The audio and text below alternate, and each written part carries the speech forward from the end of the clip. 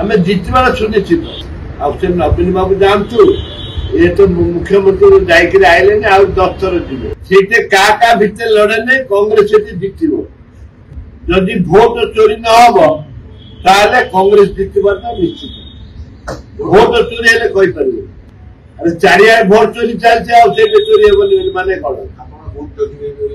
आम बहुत जगू सब किसी हम कि भोट चोरी से किए कौन कह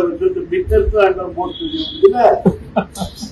भितर भोट चोरी होती जो पेढ़ी आसुची ईवीएम पेढ़ी ता भितर सेटिंग भोट चोरी होती घासीराम माझी पाखा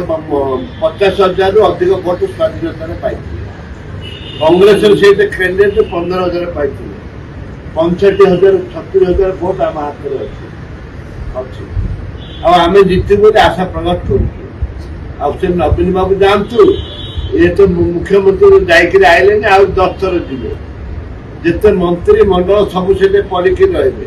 रुहतु मध्य आम बाजी मारे।